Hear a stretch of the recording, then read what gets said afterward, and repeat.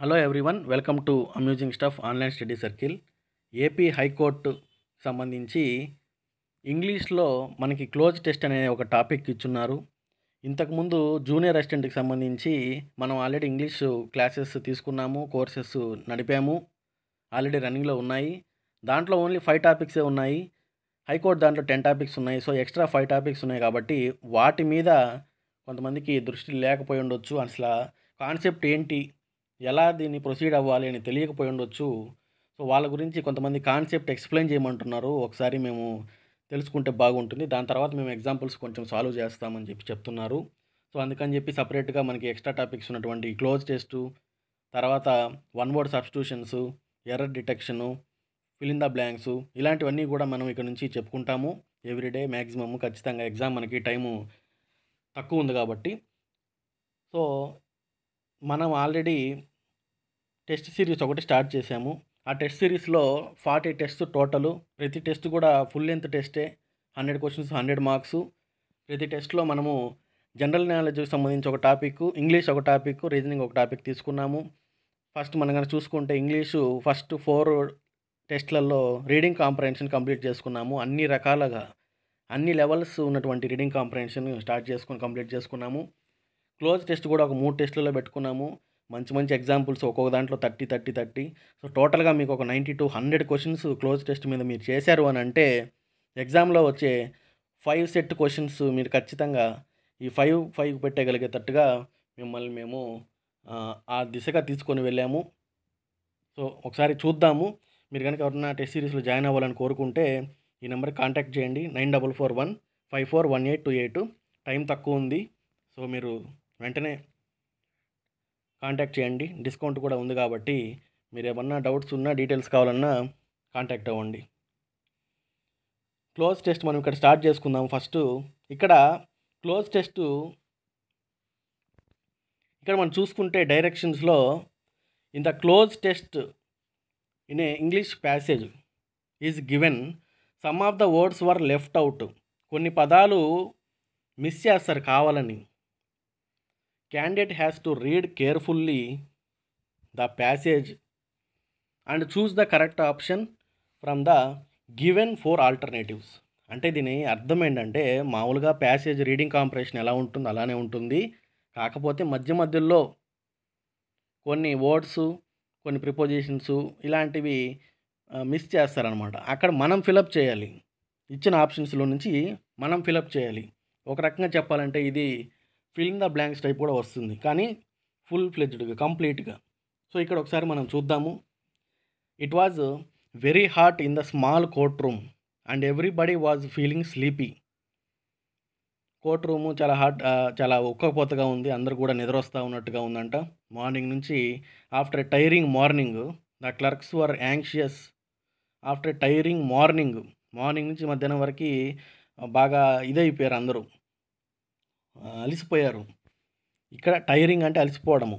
ఇక్కడ కొంచెం font increase చేద్దాము. సో అందరికి కనపడుతుంది అనుకుంటాను. ఇక్కడ మనం చూద్దాం ఇప్పుడు. The clerks were anxious to get 1 అని ఉంది కదా, ఇక్కడ ఈ 1 ఉంది కదా, దీంట్లో ఇచ్చినటువంటి ఆప్షన్స్ని మనం అక్కడ ఫిలప్ చేయాలి. మీరు ఒక పెన్ను పేపర్ పక్కన పెట్టుకొని రాసుకోండి. ఇక్కడ ఇచ్చినటువంటి ఆప్షన్స్ మనం అక్కడ ఫిలప్ చేయాలి. The clerks were anxious to get on to lunch. గెట్ ఆన్ టు లంచ్ ఏంది? లంచ్ మీదకి వెళ్తున్నారా? లేదు. To get about to lunch. About to lunch కూడా కాదు. To get off to lunch, ఇది right. C is the right answer first the క్వశ్చన్కి. ఎందుకంటే గెట్ ఆఫ్ టు లంచ్ అంటే ఆ నుంచి ఆఫ్ వెళ్ళిపోతున్నారు. Anxious to get away. Away అంటే మూవింగ్ అవే, రన్నింగ్ అవే ఇలాంటివి వస్తాయి, కానీ అవే కూడా తప్పు. సో ఫస్ట్ క్వశ్చన్కి of is the right answer. Next మనం అట్నే కంటిన్యూ చేసుకుంటూ పోవాలా. అండ్ ఈవెన్ ద జడ్జ్, క్లర్కులు అయితే అట్లా ఉన్నారు తొందరగా వెళ్ళి అన్నం తినాలని. జడ్జి కూడా, even the judge must have felt dash when the last case come up before the court.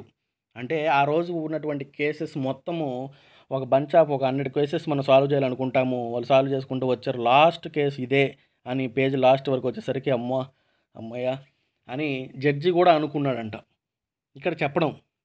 So ఇక్కడ మనం ఆప్షన్స్ చూసుకుంటే tired. Even the judge must have felt tired. Last case వచ్చింది, ఇంక మనం ఇంటికి వెళ్ళిపోవచ్చు, ఇంక మనం వెళ్ళి అన్నం తినొచ్చు అనుకున్నప్పుడు టైర్డ్గా ఎందుకు ఫీల్ అవుతారు? ఎగ్జాస్టెడ్గా ఎందుకు ఫీల్ అవుతారు? అది ముందు లాస్ట్ కేసు ఇదే అని తెలిసినప్పుడు అలా ఫీల్ అవ్వరు కదా. అన్నాయుడు కాదు. సో దీన్ని ఖచ్చితంగా ప్రతి ఒక్కరు రైట్ ఆన్సర్ పెట్టుండొచ్చు, ఎందుకంటే మిగతా 3 కూడా రివర్స్లో ఉన్నాయి. డి ఒకటే మనకి కరెక్ట్ వేలో ఉంది. రిలీవ్డ్. ఇక్కడ మనం చూసుకుంటే even the judge must have felt relieved when the last case came up before the court. Judge కూడా రిలీవ్డ్గా ఫీల్ అయ్యాడు. అంటే అబ్బా ఓకే చాలే ఈరోజుకి ఇంకా పోయి తినాలా అన్నట్టుగా. ఓకే, అర్థమైంది అనుకుంటాను. నెక్స్ట్ 2 క్వశ్చన్స్ని మనము కింద చూద్దాము. నెక్స్ట్ 2 క్వశ్చన్స్ ఇక్కడ మనం చూసుకుంటే మనకి ఇప్పటివరకు యాడ్ వరకు అయింది, ఇక్కడ వరకు అయింది. Next A short middle aged than with the grey hair and small blue ice was now standing dash him అని ఉంది ఇక్కడ మనం చూసుకుంటే before him, with him, behind him, against him. ఇప్పుడు బిహైండ్ అంటే మనకి ఎలా తెలుస్తుంది ఆయన ఎలా ఉన్నాడు, ఆయనకి కళ్ళు ఇలా ఉన్నాయని ఎలా తెలుస్తుంది? అగైనెస్ట్ అంటే ఇద్దరికి ఎదురుగా అగైనెస్ట్గా ఉన్నారని ఏమన్నా, అది కూడా రాంగ్. సో ఇక్కడ రైట్ ఆన్సర్ ఏమవుతుందంటే బిఫోర్. ఇక్కడ అర్థమైందంటే short middle aged man with the grey hair and small ice was now standing before him. ఎవరు ముందు? జడ్జి ముందు. అర్థమైంది అనుకుంటాను. జడ్జి ముందు లాస్ట్ కేస్ పర్సన్, ఇందాక చెప్పాం కదా, అతను నిలబడుకో ఉన్నాడు. దాన్ని ఏమంటారు? బిఫోర్ హిమ్ అని అంటారు కదా, ఎదురుగా నిలబడుకో ఉన్నాడు, బిఫోర్ ముందు. థర్డ్ క్వశ్చన్కి A is the right answer. Next 4th question మనం చూద్దాము. దాని తర్వాత కంటిన్యూషన్గా the man had a foolish expression on his face and he kept looking dash stupidly as if he was trying hard to. ఇక్కడ వరకు ఆపుదాము. The man అతనికి ఏదో foolish expression పెట్టున్నాడంట ఫేస్లో, ఏదో వింతైన ఒక వెరైటీ ఎక్స్ప్రెషన్ పెట్టున్నాడంట ఫేస్లో. And he kept looking up, around, along, at. ఇక్కడ కొంచెం కన్ఫ్యూజన్గా ఉంటాయి. హీ కెప్ట్ లుకింగ్ ఎట్ స్టూపిడ్లీ, ఇది రాంగు. లుకింగ్ అలాంగ్ స్టూపిడ్లీ, అలాంగ్ అంటే అలాంగ్ విత్ రావాలా, జస్ట్ ఇక్కడ మనకి డైరెక్ట్గా వచ్చేసింది. ఈ కెప్ట్ లుకింగ్ అప్, పైన ఎందుకు చూస్తాడు, ఇది కూడా రాంగు. సో మనకి మిగిలింది బి, అంటే కెప్ట్ లుకింగ్ అరౌండ్, మొత్తం చుట్టుపక్కల చూస్తూ ఉన్నాడంట. మనం బోర్లో నిలబడుకున్నాడు, జడ్జి ముందు ఉన్నాడు, చుట్టుపక్కల వాళ్ళ సైడ్ చూస్తూ ఉన్నాడంట. అది 4th క్వశ్చన్కి ఆన్సర్ బి. నెక్స్ట్ ఇట్లా కంటిన్యూషన్ మనం చేసుకుంటా 5th క్వశ్చన్ 6th క్వశ్చన్ కూడా చూద్దాము. ఇక్కడ వరకు వచ్చాము. ఈ kept looking around stupidly as if అంటే అతను ఏదో he was trying hard to dash, trying hard to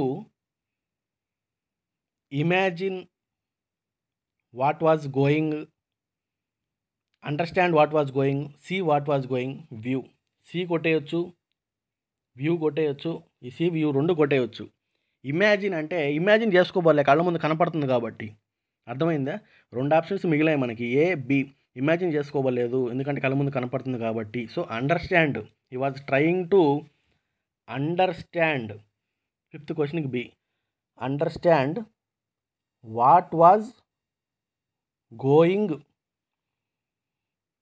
ఆనా, అవేనా, అబౌట, అప్ప. ఇది ఈజీగా పెట్టవచ్చు. మనము ఎక్కడన్నా చూస్తే what's going on man, what's happening man, ఇట్లా. ఇక్కడ దీనికి ఆన్సరు ఏ వచ్చేస్తుంది. ఇక్కడ కంటిన్యూషన్ మనం ఒకసారి చూద్దాము. The man had a foolish expression on his face and kept looking around stupidly as if he was trying hard to understand what was going on. ఇక్కడ వరకు మనకి 6 అయిపోయినాయి. ఇప్పుడు 7, 8 ఒకసారి చూద్దాము. ఇక్కడ వరకు వచ్చాము. The man was accused of. ఇప్పుడు అసలు అతను దేనికి ముద్దాయి అయినాడు, దేనికనేది మనకు తెలుస్తుంది. The man was accused of going in to A house, moving in to A house, entering in to A house, breaking in to A house and stealing A cheap watch. ఇంట్లోకి వెళ్ళాడు, ఊరికనే వెళ్తే అది కేసు ఎందుకు అవుద్ది? Moving, ఇంట్లోకి move అయ్యాడు అంటే ఇంట్లోకి ఇల్లు మారాడు అన్నట్టుగా వస్తుంది. ఎంటరింగు బ్రేకింగు ఒకేలాగా అనిపించవచ్చు, రెండు ఆప్షన్స్ రైట్ అనిపించవచ్చు. కానీ ఇక్కడ మనకి బ్రేకింగ్ అనేది వస్తుంది. Breaking in to the home, breaking in to the college and steal the question paper, breaking in to the house, ఇది మనకి అందరికీ తెలిసే ఉంటుంది ఖచ్చితంగా. So breaking in to the house and stealing A cheap watch. The witness who was called did not give a clear. Did not అంటే అది చూసి ఒక అతను కాల్ చేశాడంట పోలీసులకి. అతను క్లియర్గా ఐడియా ఇవ్వలేదు. ఏమి ఇవ్వలేదు? ఆప్షన్స్ వర్డిక్ట్ ఇవ్వలేదు, అండర్స్టాండింగ్ ఇవ్వలేదు, అకౌంట్ ఇవ్వలేదు, ఎక్స్ప్లెనేషన్ ఇవ్వలేదు. వర్డిక్ట్ విట్నెస్ ఎందుకు ఇస్తాడు, అండర్స్టాండింగ్ ఎందుకు ఇస్తాడు? ఇక్కడ మనకి రెండు చూసుకుంటే సిడి రెండిట్లో did not give a clear explanation of what happened, did not give a clear account of what happened. Account అని వస్తుంది.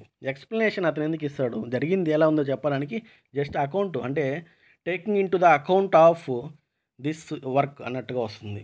సో 8th క్వశ్చన్కి కూడా మనకి C right answer. Next last 2 క్వశ్చన్లు మన ప్యాసేజ్ ఎండ్ అయిపోతుంది, cloze test. He claimed to have seen a man outside the house on one night. అతను witness చెప్తున్నాడంటే నేను ఒక మనిషిని అక్కడ చూశాను. బట్ ఆన్ బీయింగ్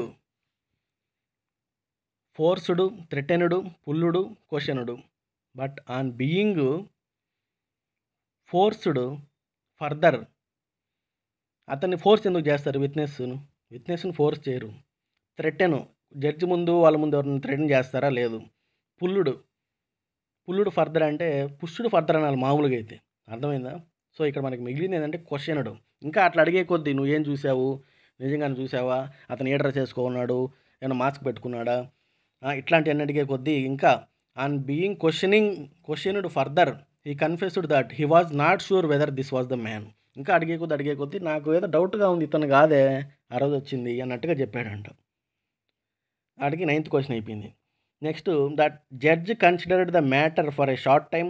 జడ్జ్ ఆలోచించాడు, ఈ విట్నెస్ ఏంది తప్పు చెప్తున్నాడు అని చెప్పి కొద్దిసేపు ఆలోచించి then declared that as there was no real proof. అంటే విట్నెస్ చెప్పింది అబద్ధం కాబట్టి రియల్ ప్రూఫ్ లేదు కాబట్టి the man could not be dash guilty of any crime, found, discovered, charged, called. Could not be discovery కాదు, could not be charged guilty, could not be called guilty, ఇది కూడా wrong. So మనకి AC మిగిలాయి. ఇక్కడ దీనికి ఏమొస్తుందంటే could not be found guilty. మనం న్యూస్లో కూడా చూస్తాము, ఈ ఫౌండ్ గిల్టీ, ఈ డిడ్ నాట్ ఫౌండ్ గిల్టీ, అట్లా. ఈ చార్జ్డ్ అంటే చార్జ్డ్ విత్ క్రైమ్ అని వస్తుంది, గిల్టీలో రాదు. ఓకే, అర్థమైందా? సో అది ఈ క్లోజ్ టెస్ట్ అంటే ఇది. ఒక 10 క్వశ్చన్స్ మనకి 10 ఇస్తాడని కాదు, ఒక 5 ఇవ్వచ్చు. ఎందుకంటే మనకి సిలబస్ మొత్తం కూడా 10 టాపిక్స్ ఉన్నాయి, 30-35 రావచ్చు అని అనుకుంటున్నాం కాబట్టి ఒక 5 వచ్చేదానికి అవకాశం ఉంది. సో ఇక్కడ ఈ బిట్స్ అన్నీ కూడా మనకి సింపుల్గానే ఉంటాయి, పెద్ద లాంగ్వేజ్ వొకాబులరీ ఏం వాడరు. ఇందాక చూసాం కదా, ఆను, అబౌటు, అవే, ఇట్లాంటి క్వశ్చన్స్ కూడా ఉన్నాయి, అరౌండు. సో మనము ప్యాసేజ్ని, అది ఈ క్లోజ్ టెస్ట్ని ఫస్ట్ నుంచి లాస్ట్ వరకు ఒకసారి చదివేసి తర్వాత మళ్ళీ ఫస్ట్ నుంచి ఇచ్చిన ఆప్షన్స్తో కరెక్ట్గా అడిగి ఆగిపోకుండా తర్వాత సెంటెన్స్ ఎండ్ అయ్యే వరకు కనుక చదువుకోవాలి. అప్పుడు మీకు మీనింగ్ క్లారిటీ వస్తుంది. సో ఇది కూడా ఫిల్ ఇన్ ద బ్లాంక్ లెక్క కాబట్టి ఎలిమినేటింగ్ ఆప్షన్స్ కూడా నేను ఎలా చేయాలో ఎక్స్ప్లెనేషన్ చేశాను. సో మీరు ఖచ్చితంగా ఇప్పుడు కొంచెమైనా అర్థమై ఉంటుంది అనుకుంటున్నాను. ఖచ్చితంగా అర్థమై ఉంటుంది. ఇంకా బంచ్ ఆఫ్ ఎగ్జాంపుల్స్ మనము ట్రై చేద్దాము. ఇంకా ఎవరైనా టెస్ట్ సిరీస్లో జాయిన్ అవ్వాలని కోరుకుంటే ఇట్లాంటివి మనకి ఇంకా ఎక్సలెంట్ బిట్స్, మంచి standard bits, bank exams, CHSL, CGL, cat exams, ఇట్లాంటి ఎగ్జామ్స్ నుంచి మనం తీసుకొని వచ్చి ఇస్తున్నాము. బిట్స్ అన్నీ కూడా మంచి క్వాలిటీతో ఉన్నాయి. సో ఎవరన్నా కనుక జాయిన్ అవ్వాలనుకుంటే కాంటాక్ట్ అవ్వండి. Thank you.